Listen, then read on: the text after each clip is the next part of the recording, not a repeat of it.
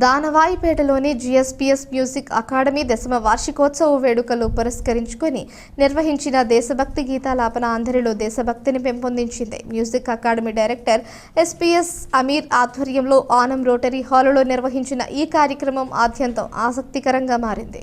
ప్రముఖ సినీ ఫేమ్ గజిబిజి పదని సోమ్ల నాయక్ ప్రదర్శన ఆహుతులను విశేషంగా ఆకట్టుకుంది. విద్యార్థుల దేశభక్తి గీతాలు దేశభక్తి ప్రబోధకంగా సాగాయి. గోదావరి పైన, రాజమండ్రి పైన అకాడమీ డైరెక్టర్ అమీర్ రచించి పాడిన ఒక పాట ఆడియోను ఈ సందర్భంగా విడుదల చేశారు.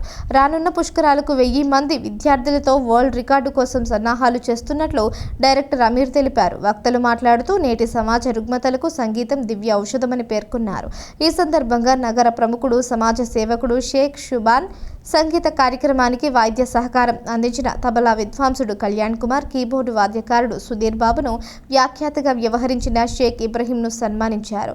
దేశభక్తి గీతాలాపన చేసిన విద్యార్థులకు జ్ఞాపికలు, సర్టిఫికెట్లు అందజేశారు.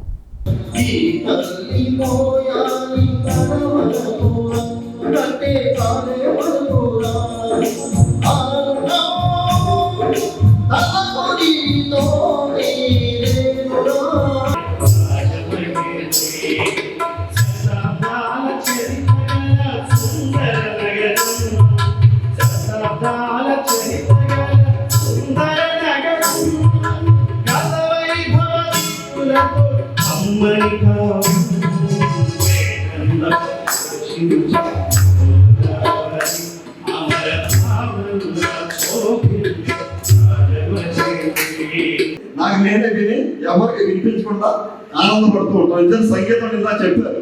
సంగీతం అంటే ప్రతి ఒక్కరికి కూడా ప్రాణవాయువు లాంటిది.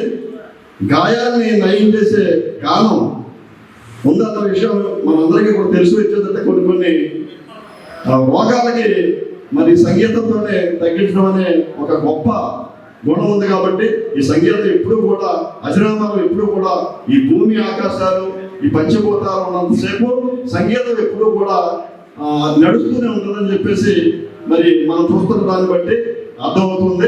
కళాకారులు ఎప్పుడు కూడా నిత్యం వర్ధిల్లుతూ ఉండాలి. అలాగే ముఖ్యంగా ఈరోజు ఈ వేదిక యొక్క ఒక గొప్ప విశేషం ఏంటంటే సోమ్ల నాయక్ గారు ఒక గొప్ప కళాకారులు.